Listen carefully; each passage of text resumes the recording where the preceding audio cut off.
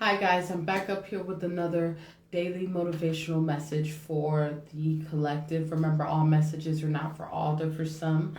Take what you need and leave the rest, as well as we got that slot open for personal readings.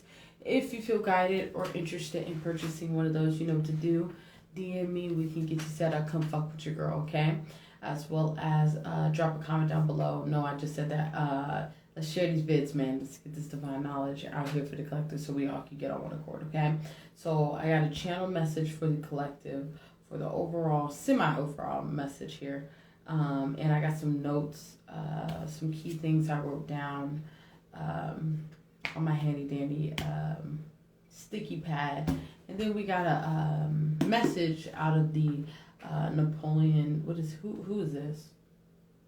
Think and Grow Rich by Napoleon Hill. Okay, that will tap into to clarify this overall message. Okay, so let's go and get it popping. Okay, so the overall message, it was really inspired by my dad. He kind of was like giving my brother some inspiration today, and it kind of spoke to me. But it's by Nelson Mandela, but I want to give my dad his props because he brought that to my forefront. I didn't even know about that. So, and I was like, ooh, I'm going to really elaborate on that. Okay, so the message is, it always seems impossible until it's done, by Nelson Mandela. I repeat, it always seems impossible until it's done, right? And that's fucking truth, right? This is that type of energy when it comes to you manifesting anything that you desire, right? You're going to have to see that and only that, right? It's easy to fall victim to the ills of the world, especially to your mind, because the mind is going to tell you every single reason in the book why not to do it, right? This is that type of energy here. It's about you really having that burning desire to go where you desire to go in these moments in time here, right? Especially when it comes to like this book. There's a guy, I wrote his name down. His name is Edwin C. Barnes, and he basically wanted to be partners with Edison, right? And he came from poverty. He didn't really have it. He didn't even have the money to even get to Edison, or didn't even know Edison, right? So this is that kind of the same example here, where that man made it work. That man figured out how to get that done because that's all he's seen, right? This is that type of energy. Of course, everything that you desire seems impossible until you do it, right? Then it's like, whoa, that shit was actually possible, right? This is that type of energy where you're not allowing your mind to, or your ego more like, to take the driver's seat in your vehicle, right? That stops you from opportunities to experience, right? Or allowing obstacles to cause you to fucking quit, right? This is that type of energy in these moments in time. It's about you keeping on and grinding and doing what is necessary for yourself, right? Because it's always impossible until it's done, right? Until you do it, it's going to be impossible to you, right? This is that type of energy in these moments in time here. And really, if we want to break down the word impossible, it really says I'm possible. So that being said, anything that you desire is possible, and you can pull that shit off, okay? All right, so let's get this message straight from the book, Think and Grow Rich by Napoleon Hill, to clarify that, right? All right, let's go and get it popping, right? Where am I? So the message has to do, the man who thought his way into partnership with Thomas A. Edison, right? It says, truly, thoughts are things, and powerful things at that. When they are mixed with definiteness of purpose, persistence, and a burning desire for their translation into riches, and no. What's going on? For their translations into riches or other material objects. Excuse me, guys. Sorry, I lost myself. A little more than 30 years ago, Edwin C. Oh, shit. Yeah. C. Barnes. Yeah, I thought I said A, but it's C. Discovered how true it is that men really do think and grow rich.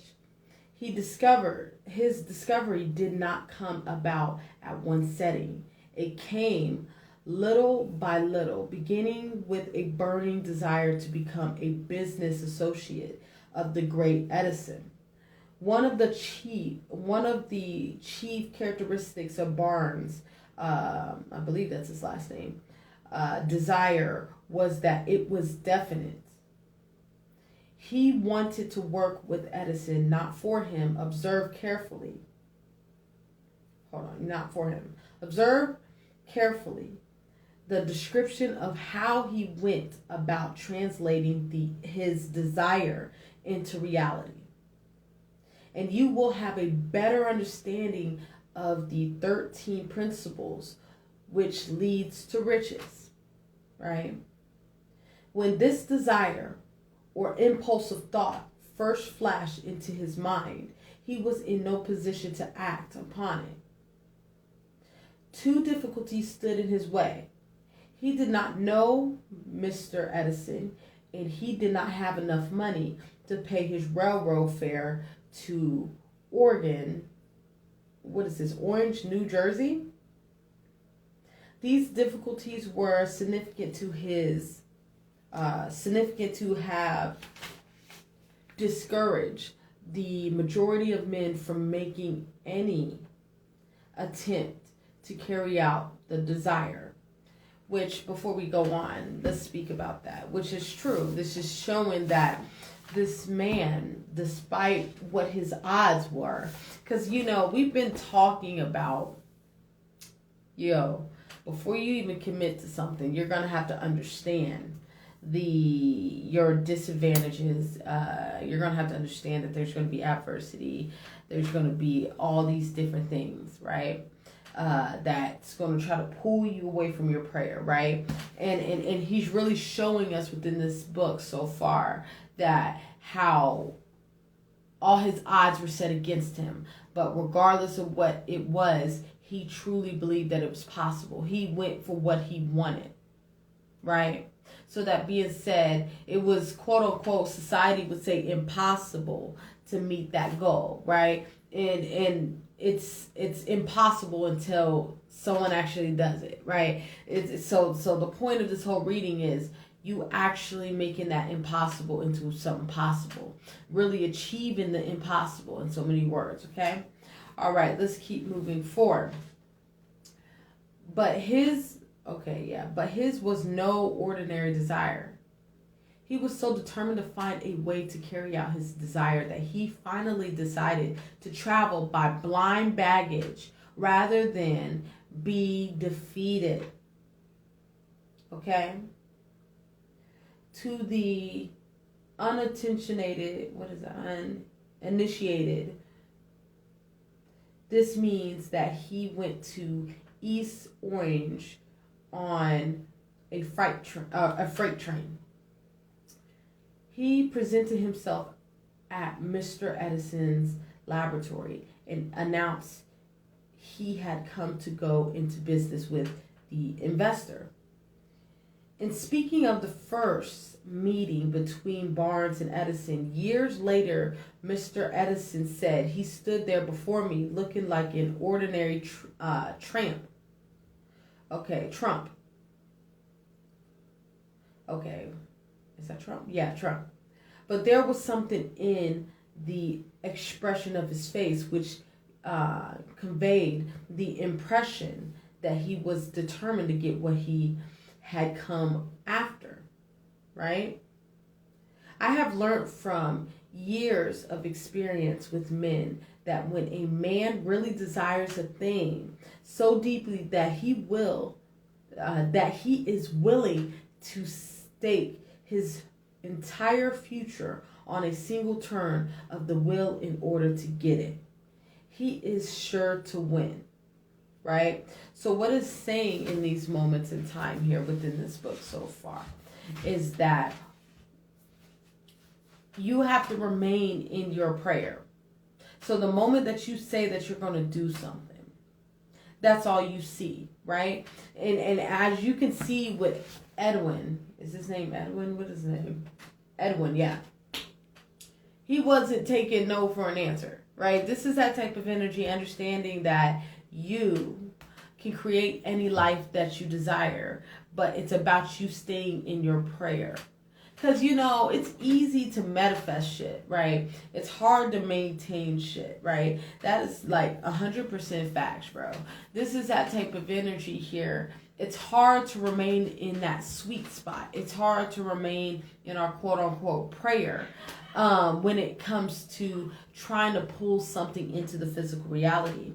And this is that type of energy, learning how to remain in that prayer, right? Right. Let's keep moving forward. I have, okay. Hold on. No. Whoops. No, that's in the wrong spot. I gave him the opportunity he asked for because I saw he had made up his mind to stand by until he succeeded. Subsequent events proves that no mistake was made.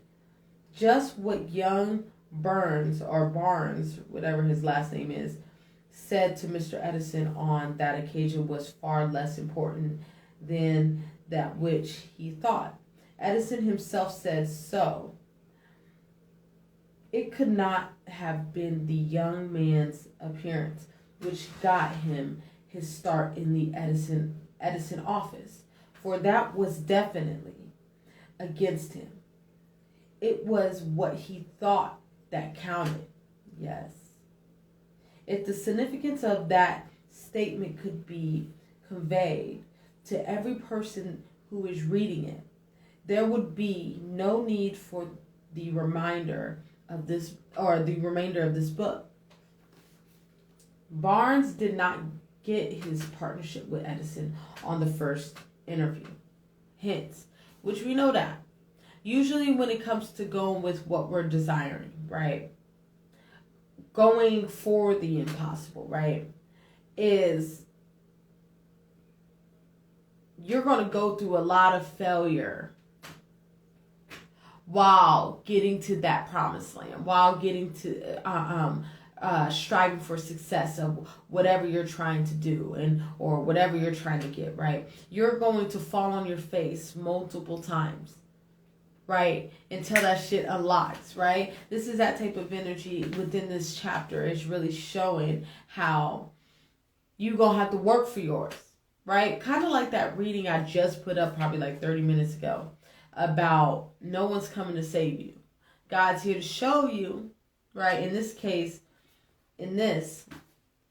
these experiences are here to show you your power and your strength, that you can pull yourself out of a situation, or you can manifest anything you desire, right? Because you're co-creating with the universe, right? Right. Let's keep moving forward. He did get a chance to work in the Edison's office at a very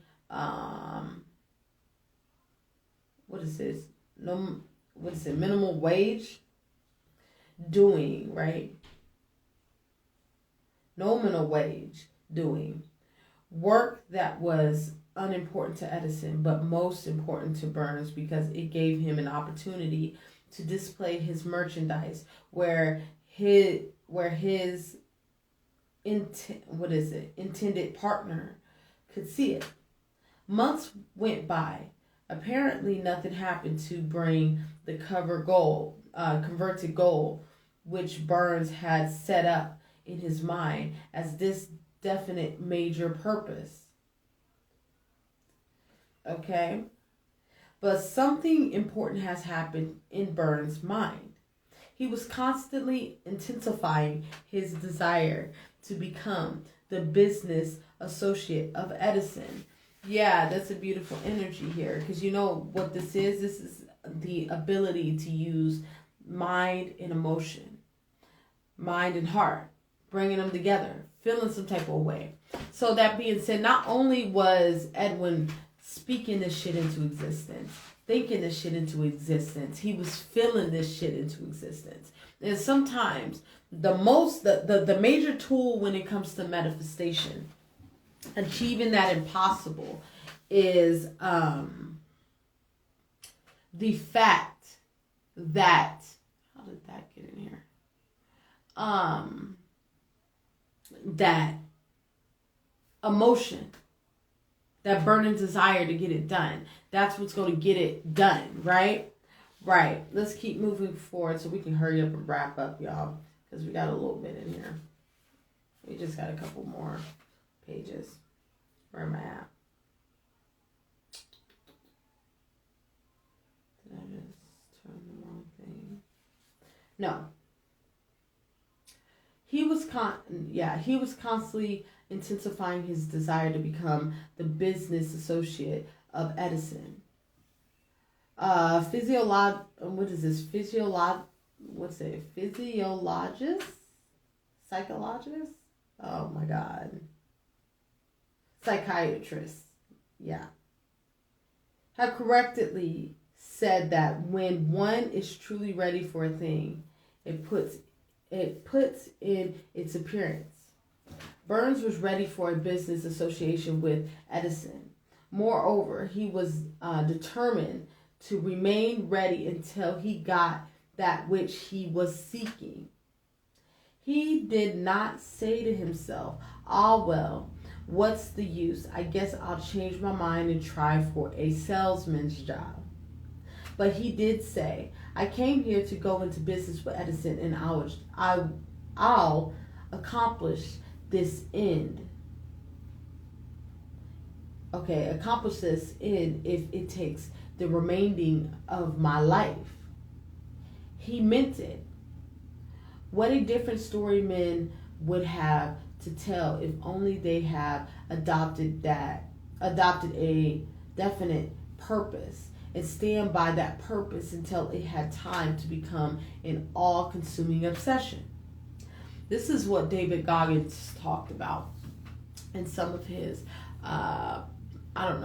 in some of these motivational messages by David Goggins. Quotes that he said is that you gotta become obsessed with becoming the best version of yourself, and that can come at the cost of people, places, and things, right? Building that obsession to get to where you're trying to go, right? And this is a beautiful energy to show that, to even bring some shit that you desire into reality. You're going to have to become obsessed with whatever you're trying to bring into reality, because it ain't going to come into reality without that burning desire, right? Right, let's keep moving forward. Maybe young Burns did not know it at the time, but his bulldog determination, his persistence in standing back of a single desire, was destined to, mow down all opposition. Yeah. And bring him the opportunity he was seeking. Okay? When the opportunity came, it appeared in a different form and from a different direction than Burns had expected. Okay, that is one of the tricks of opportunity. It has a sly habit of sliding in by the back door, and often it comes disguised in the form of misfortune or temporary defeat. That's why I was saying, man, like, reaching for greatness, dude, it has to do with somebody who's a winner, right? Let's talk about that. Somebody who is a winner, right? They're going to conquer and experience a lot of failure, right? And like I was saying in that first message that I just did, right? We tend to read the situation wrongly at times, thinking that God's trying to punish us in any way, shape, or form. In this case, putting things out there, right? The universe is trying to punish us, take something away from us. It's about us really understanding that we are the creators of our reality. So if you stick to whatever you're trying to stick to, it will fall through. But it's about you understanding that it's always impossible, like Nelson Mandela talked about, until it's done. But you're going to have to do it to see if it can come into fruition, right? You're going to have to put things into action in so many words, okay? All right, let's keep moving forward. Perhaps this is why so many fail to recognize opportunity. Mr. Edison had just perfected a new office device known at the time as the Edison dictating machine. Now for, what is it? Ediphone? Something like that. His salesmen were not enthusiastic over the machine. They did not believe it could be sold without great effort. Burns saw his opportunity. It had crawled in quietly, hidden in a queer looking machine, which interested no one but Burns and the investor. Burns knew he could sell the Edison detecting machine. He suggested this to Edison and promptly got his chance. He did sell the machine, so he ended up selling it. In fact, he sold it so successfully that Edison gave him a contract to distribute and market it all over the nation. Out of that business association grew the, slogan, made by Edison and installed by Burns. The business alliance, business alliance have been in operation for more than 30 years. Out of it, Burns have made himself rich in money, but he has done something infinitely greater. He has proved that one really may think and grow rich. How much actual cash that original desire of Burns have been worth to him? I have no way of knowing. Perhaps it has brought him $2 or $3 million, but the amount, whatever it is, becomes insignificant when compared with the greater asset he acquired in the form of definite knowledge that an intangible impulse of thought can be transmuted into its physical counterpart by the applications of known principles. Burns literally thought himself into a partnership with the great Edison. He thought himself into fortune. He had nothing to start with except the capacity to know what he wanted and the determination to stand by that desire until he recognized it. He had no money to begin with. He had but little education. He had no influence, but he did have initiative, faith, and the will to win. With these intangible forces, he made himself number one man with the greatest inventor who ever lived. Okay. So, wrapping up this message, because that's a beautiful message to start out with, is the point of even reading that passage about Burns, right, was to really show you that, dude, when you stay locked on your target in general and do not remove your gaze from your target, you will get to where you got to go. But it's about you building that burning desire to really manifest that, viewing the impossible as something possible, right? So that being said, it's going to always be impossible until you do something about it, right? Until it's done, right? So that being said, in his case, he had the odds placed against him.